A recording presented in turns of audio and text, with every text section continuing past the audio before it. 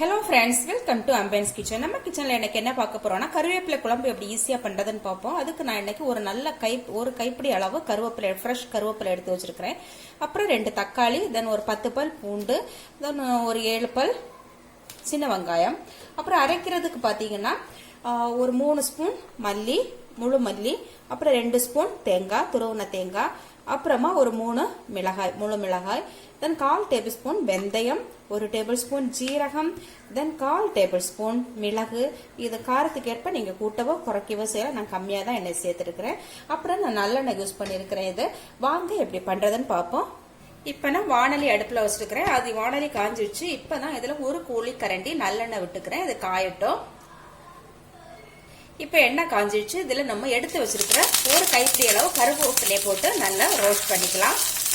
Okay friends, நம்ம கருவேப்பிலை இப்ப நல்லா அழகா மொறுமொறுன்னு நல்லா வதங்கிடுச்சு. இப்ப பாத்தீங்கன்னா நல்லா மொறுமொறுன்னு இருக்கு. பாத்தீங்க கிறிஸ்பியா நல்லா இருக்கு. ஓகே, இதை ஒரு தட்டுல எடுத்து வச்சுக்கலாம்.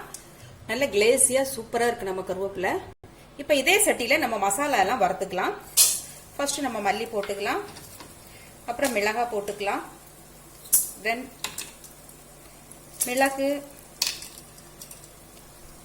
வெந்தயம், ஜீரகம், இதை நல்லா கொஞ்சம் வறுத்துப்போம்.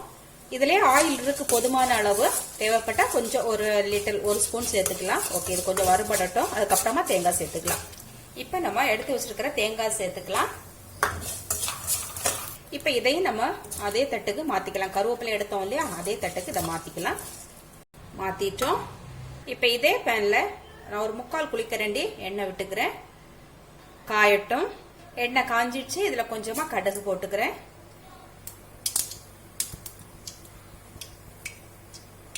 கடுகு வெடிச்சிடுச்சு. இப்ப கொஞ்சமா ஜீரகம், கொஞ்சமா வெந்தயம், அப்புறம் காஞ்ச மிளகாய், கருவேப்பிலை. இப்ப நறுக்கி வச்சு வெங்காயத்தை போட்டுக்கலாம். ஓகே, நம்ம இந்த தாளிக்கிறதுலயும் கொஞ்சம் ஜீரகம் சேர்த்துருக்குறோம், அப்புறம் கொஞ்சமா வெந்தயம் சேர்த்துருக்குறோம். இது நல்ல ஃபிளேவர் கொடுக்கும் குழம்புக்கு. அதுக்காக தான் இதுலயும் சேர்த்துக்கிறோம் தாளிக்கிறதுல. ஓகே, இது வதங்கட்டும். இது கூடவே நம்ம எடுத்து வச்சிருக்கிறோம் பூண்டும் போட்டு வதக்குறோம். கொஞ்சமா பெருங்காயம் கூட சேர்த்துக்கலாம். நல்லா வதக்கி விட்டுருவோம். ஓகே, இது வதங்கட்டும். இது ஒரு 4ல இருந்து 5 நிமிஷம் நல்ல மீடியம் ஃபிளேம்ல நல்லா வதங்கட்டும். இப்ப ஓரளவு வதங்கிடுச்சு. இது கூடவே நம்ம எடுத்து வச்ச தக்காளியை சேர்த்துக்கலாம். நல்லா வதக்கி விடுவோம். இப்ப கொஞ்சமா உப்பு சேர்த்துக்கலாம். ஒரு 1/2 டேபிள் ஸ்பூன் உப்பு இப்ப சேர்த்துப்போம். சேர்த்து நல்லா கிளறி விடுவோம். வதங்கட்டும். தீயை கொஞ்சம் இன்க்ரீஸ் பண்ணி வச்சுக்கலாம். நல்லா வதங்கட்டும். இப்ப நம்ம வதக்கி வச்சிருக்கிற இந்த கருவேப்பிலை மசாலாஸ் எல்லாம் நல்லா பேஸ்ட் பண்ணிட்டு வரலாம். ஃபர்ஸ்ட் ஒன்னும் பாதியமா நல்லா ஒரு தண்ணி விடாம அடிச்சிட்டு அதுக்கப்புறமா தண்ணி விட்டு நல்லா பேஸ்ட் பண்ணிக்கணும். இப்ப மசாலா கருவேப்பிலையும் அழகா அரைச்சு எடுத்துட்டோம்.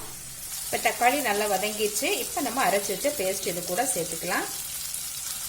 மிக்சி ஜாரை கொஞ்சம் அலசி இதுல விட்டுக்கலாம். அப்படியே கொஞ்சமா புளி தண்ணி சேர்த்துக்கலாம். புளி தண்ணி ஒரு குழிக்கரண்டி புளி தண்ணி. இதை நல்லா கிளறி விட்டுக்கலாம். இப்போ ஒரு 1/2 ஸ்பூன் உப்பு கூட சேர்த்துப்போம். நேரமே நம்ம கொஞ்சம் 1/2 ஸ்பூன் சேர்த்துருந்தோம். இப்போ கொஞ்சமா சேர்த்துக்கலாம். அப்புறம் கொஞ்சமா மஞ்சள் தூள் சேர்த்துப்போம். மஞ்சள் தூள் நம்ம சேர்க்கல நேரமே. இப்போ கொஞ்சமா தண்ணி சேர்ப்போம். ஒரு 1/2 கப் தண்ணி சேர்த்து குழம்பு நல்லா கலக்கி விடுவோம்.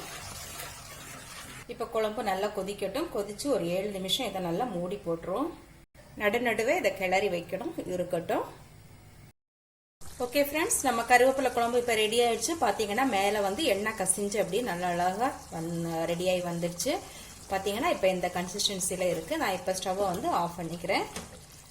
இப்ப ஒரு பவுலுக்கு தான் மாத்திக்கலாம். ஓகே ஃப்ரெண்ட்ஸ், நம்ம கருவேப்பிலை இப்ப சூப்பரா ரெடி ஆயிடுச்சு. ஹெல்த் வைஸ் கருவேப்பிலை ரொம்ப ரொம்ப நல்லது. ஸோ வீக்லி ஒன்ஸ் இந்த மாதிரி செய்து குழந்தைங்களுக்கு முதல் பெரியவங்களுக்கு வர கொடுத்தீங்கன்னா ரொம்ப ஹெல்த் வைஸ் ரொம்ப ரொம்ப ரொம்ப நல்லது. ஓகே ஃப்ரெண்ட்ஸ், இந்த ரெசிபி உங்களுக்கு பிடிச்சிருந்தா ஆம்பியன்ஸ் கிச்சனை சப்ஸ்கிரைப் பண்ணுங்க, லைக் பண்ணுங்க, ஷேர் பண்ணுங்க, கமெண்ட் பண்ணுங்க. Thank you viewers.